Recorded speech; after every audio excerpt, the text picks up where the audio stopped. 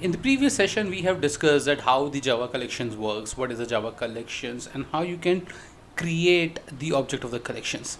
We have discussed one demonstrated, very small example, not demonstrated actually. I discussed a very small example related to the passport, right? So let's implement that scenario. Okay. So what I'm going to do, I'm going to create a simple Java project and let's name it. So here I have created the application called passport app and just created a one main application, one main class in the package com.d2d. D2D means debug to deploy, our channel name, and app, and we have a main class, nothing else I have created. So let's create the first of all the entity class, a business class, right? So what I'm going to do, I'm going to create a one more package right there, and that is the entity, right? And here I'm going to create a bean class, right? A Java entity class you can consider, or something like this. So let's discuss, because what I have observed, that many of the people, right, still not aware about what are the standards of the bean class, right, and how you should write down the bean classes. So although I'm not marking any annotations over there because I'm not using any advanced framework, but at least you should know the proper standards of the bean class, right? How you can create the proper bean class. Okay, so let's first of all create it. So let's say private string passport number. Okay, then private string, let's say first name last name, so I'm using full name or just using the field name. And what else, let's say string nationality. Okay, nationality, spelling correct I hope. Then string what else, let's say local date, let's say date of birth, right? Private, and what else, let's say again local date and date of issue, correct? Then let's say what else, let's say date of expiry, because these are the or mandatory fields in the expiry date. Okay, and as per our example, the previous example, I have mentioned the column blacklisted, right, where I was trying to filter the passport based on the blacklisted one or not, right? So blacklisted, so the variable name must be is blacklisted or not, right? Okay, it's something like this way. And one more field I would like to make it like as a passport type, right, whether it is a diplomatic passport or something else. Okay, so let's create one more enum right there. Okay, so here I'm creating one, sorry, not a class, instead of that I'm creating one enum, and that will be the passport type. Okay, and what would be the values of this passport type? That is defense, right? Let's assume, okay, that this is a defense personal password. I don't have like that of the exact values, but you can consider somehow, right? Or let's say diplomat. Okay, what else, let's say government employee, government employee. Okay, what else, general. Okay, so what would be the advantage right there, right? What is the advantage right here? So here, instead of using the string as a passport type, I'm using enums, right? And this makes my code or our code more safer, more structured, right? Easy to use. So for example, like instead of writing the general defense or general category, I'm using the constants, right? Predefined constants, which is related to passport type dot defense, right? Something like this I'm going to use it. I'll show you how I'm going to use it, right? So this is my pass enum, and that enum I'm going to use right there, right? You can observe right there. And enums are a very frequently using kind of data in the production environment, right? So here what I'm using, passport type, and the passport type. Okay, So this is what, this is my, you know, the entity class. Now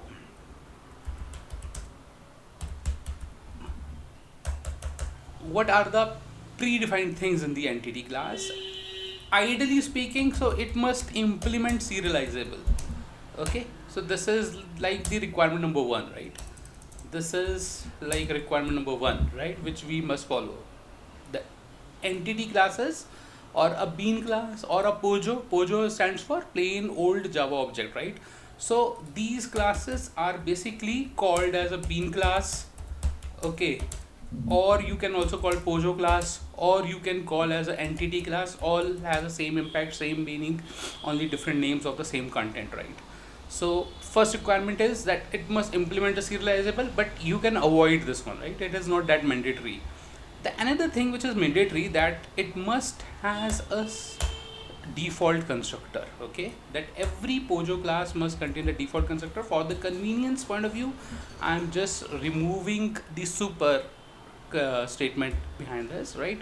So it must have a default constructor, and it must have the getter and setters, right? So select all and creating getter and setter of all, right?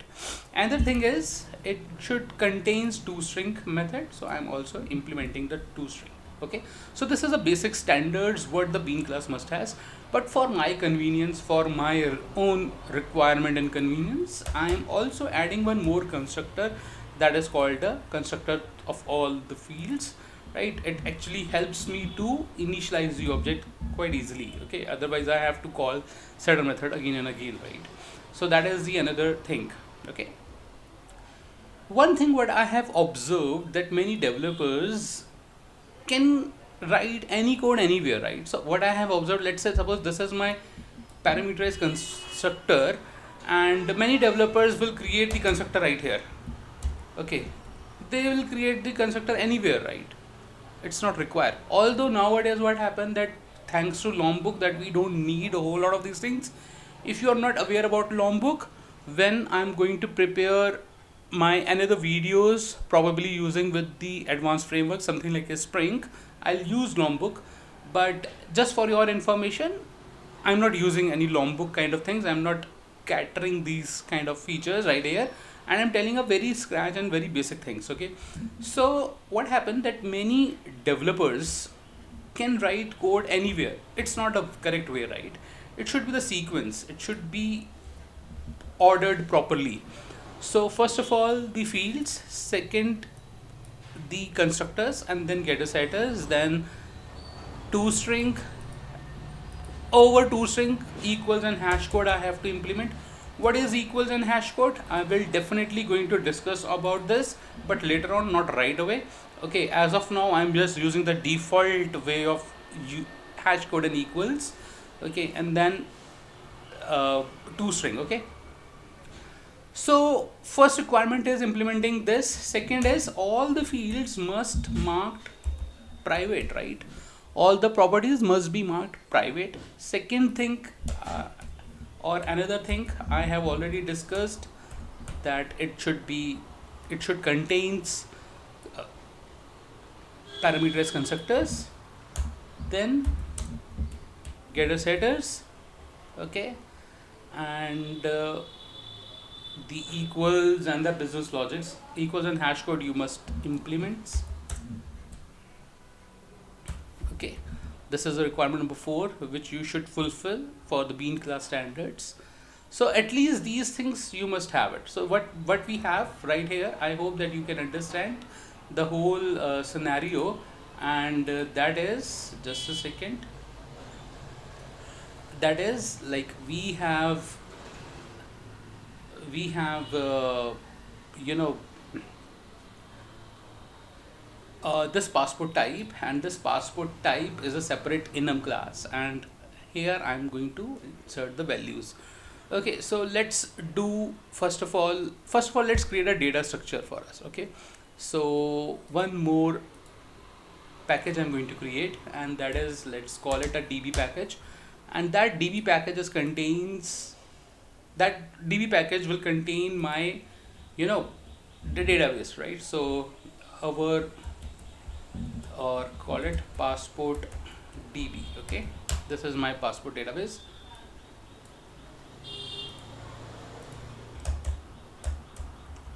So let's use a list of passport. Okay, list of passport, let's call it all passports, and new array list for the time being. Okay, and then let's make it as static and make it public, right? Public static things, and let's create a static block so that immediately we will get this passport populated. Okay, so let's create a passport. Let's say passport1 would be equals to new passport, and passport number, let's say A123B. Okay, I'm not using any regular expression in order to match or filter it out or validate the passport, nothing else.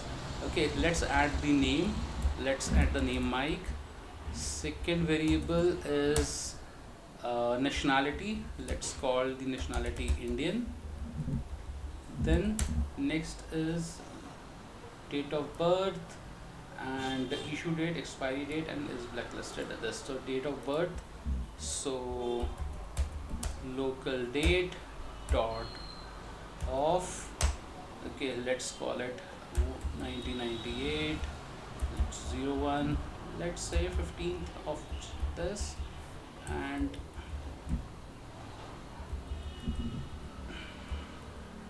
let's call another one is 2020. Then expiry date, let's make it one more field, let's make it 2040. Is blocked null, or let's block this passport true, and enum type is passport type dot, let's make it general. Okay, so this is my passport, right? This is my passport entity. So I hope that you clear with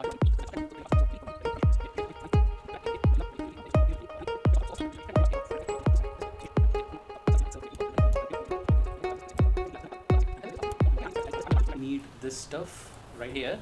Okay, and what I'm doing, I'm inserting all the passports. They're only P2, P3, P4 and P5. Okay, if you are not comfortable with this this approach, instead you can also use list dot add method.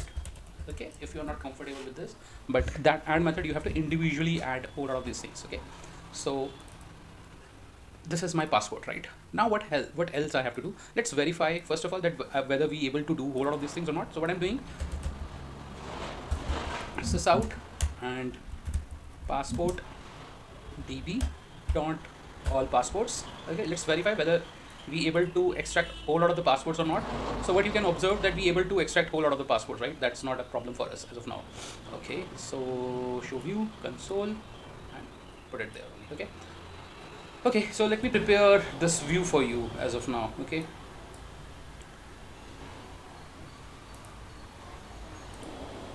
so in the main class, what happened, what I have done so far, I just created one variable which I am not initialized at all, and here is a main class which I have created, and I created a one empty display method.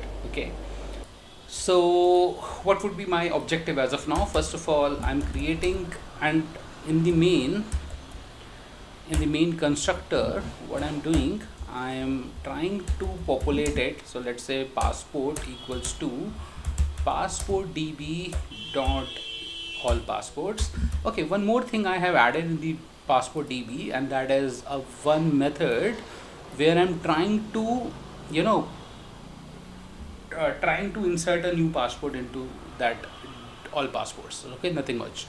So this is one thing, and the second thing is I have to display it. So how I can display it?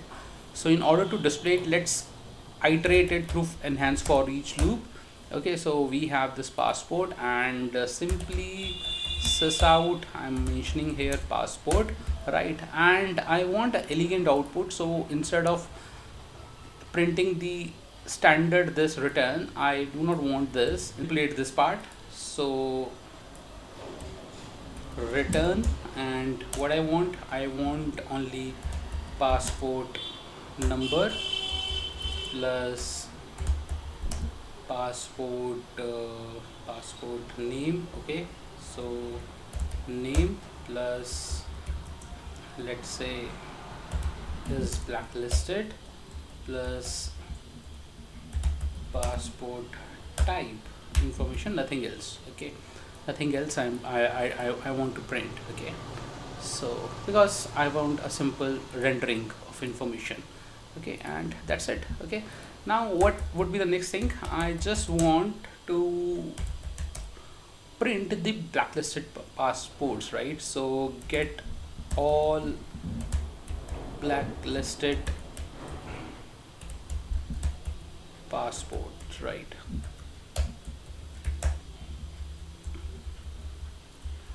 But in order to do that, how the work's actually done in the real-time applications, that this logic can be big enough. Okay, and in order to do that logic, I rely on a separate layer, and that layer is called, let's say, business logic layer. Okay, I'll call it business logic. Might be possible other people will call it service layer. Usually we'll get a service layer. Okay, we will call it as a service layer, so I'm calling it as a service layer for you. Okay, if you are not comfortable with that, but you can use any terminology, right? That's not a conventional things. Okay, and what I'm using right here, so whole lot of passport related business logics, right? Passport service. Okay, so what is that passport service is intended for? It is basically work in order to filter passport, right, based on blacklisted status, right? Based on status, and that is boolean token, right? On what basis I just want to filter it out. Okay, so wait a second, right? You will tell me that what would be the return type right here. Okay, gradually. So what our intention is, this method is tend to filter the passports based on is blacklisted equals to true. Okay, so if the passport is blacklisted, then it will put it to a different container. So it means that we can have a multiple passports which has a blacklisted status true, so we need a multiple data to return. So because we have to return the multiple values, it must be the list of passport again, right? List of passport, because, right, why list of passport? Because of multiple passports we can get, right? Because of the multiple passports we can get, right? And for the time being, I'm using here return null. Okay, so what happened, I am creating one list of passport, right? And that list is basically the result list. Okay, which is equals to new array list. Okay, and that result list I am returning. Okay, and now I have to code to filter the passport. Okay, so I have to approach in order to filter it out. First is Java 8 stream API dot filter method, or another one is approach B is, so this is approach A, and approach B will be traditional for loop. Okay, so traditional for loop, I hope that you all are aware about. Let's filter it out on the basis of, uh, convention new approach. And what we are using, passport db. So here again I'm populating it, trying to access it again. So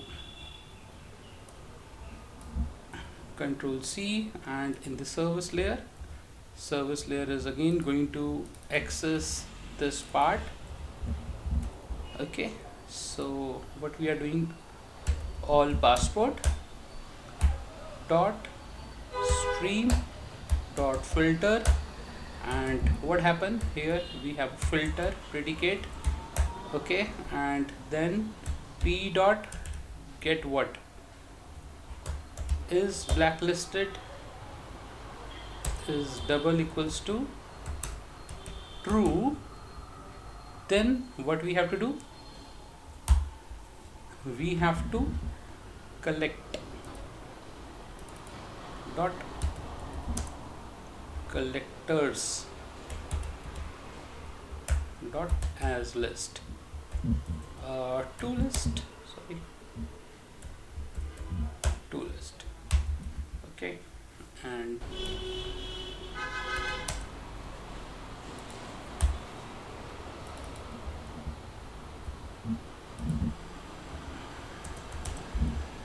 so this is my filter method where I'm trying to return and filter the passport based on this. If you're not comfortable with this, do let me know. And my objective is that next topic which I'm going to cover, that will be the stream API. Okay, so we will be in-depthly discuss whole lot of these topics of stream API as well. Okay, so this is how I'm going to filter it out, and I'll get the resultant list. Now this resultant list I'm trying to access right here. So passport service,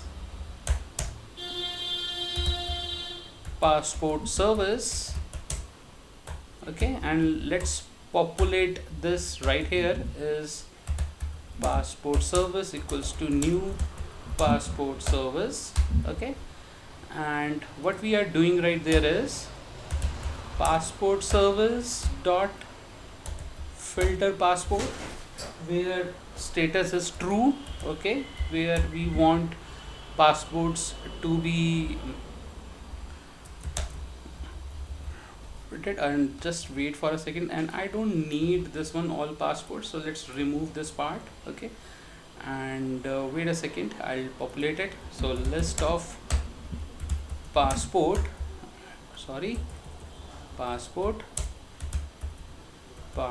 list, and it will be passport list. Okay, and list of passport and list, and called display method of list. Okay, so this is my whole thing. So here I'm not calling this while and whole lot of this code, we will do it later on, not right away. And here directly I'm calling this operation, get all blacklisted passport, and in order to do that I have to create the object of this. Let's call it app equals to new main class, and app dot get all blacklisted passport. Okay, so this is what my code is. Okay, so let's run this code. First of all, I'll run it, and then after I'll explain you again. Okay, so look at right here I'm getting the 2 blacklisted passport, right? And how I'm going to get it, and you can observe that 2 blacklisted passport is okay, which is the status is true, is blacklisted true. So this Ramesh passport, my passport is blacklisted. Okay, and that Ramesh passport is blacklisted, and rest of the passports are not blacklisted. Okay, so that is the thing. Okay, that is a thing. So let's observe that how we are implementing it again. Okay, let me discuss it again. So what happened, that we have 3 layers basically. First is passport, so this is my data, and then this one is the service layer, and then we have the main layer. Okay, so this is basically the code, and then we have what passport type again, and passport type is basically the part of the passport as well. Okay, so look at right here.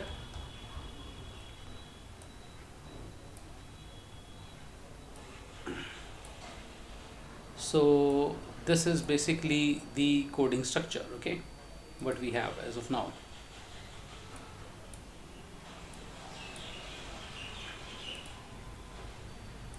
So guys, I have taken the screenshot, and this is my code, right? So what happened, this is basically my data, right? This is my data, and this is the passport type. Okay, and what exactly right here is, this one is a main class. You can also observe this main class is basically responsible for communicating with the user. So what happened exactly, let's say suppose if it is a user, so user is only going to be access this main class. Okay, and you can observe that all the sysout statement means all the user interaction related code is there only. Okay, we do not use sysout statement anywhere else in the entire application. And the service layer is basically the code which will be going to deploy it on our server. Okay, on our server. So this user interaction, you can consider that as of now this is considered as a main class, but later on it can be converted into the browser or the mobile app. Okay, it can be anything else, and from this layer we are going to hit this particular side of code. Okay, and we will get the return back again. Okay, that is basically the purpose of the entire application, and it does the filtration. This service layer is basically does the filtration task and return us the data, and that data we will be printing anyhow. XYZ reasons are there. Okay, so I hope that you clear with that. So let me show you the whole code. So from here you can observe that I have added the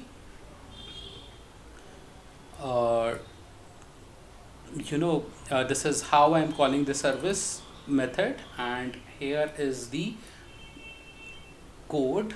Okay, and this code of filtration I'm returning it back right there. Okay, so I hope that you clear with this demonstration that how you can filter it out and how the actual layered application should work.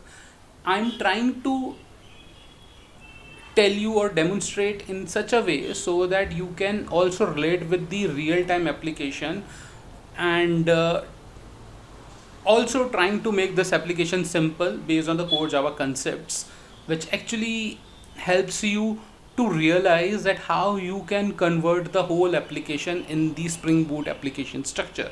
Okay, so if you have watched this video till here, it means that you enjoyed this content and you find this video practical series relevant to you, and it helps you to increase your practical skills. I hope you subscribe my channel, and you also like my video. It actually motivates me and give me the confidence to build more such content. Thanks for watching my video.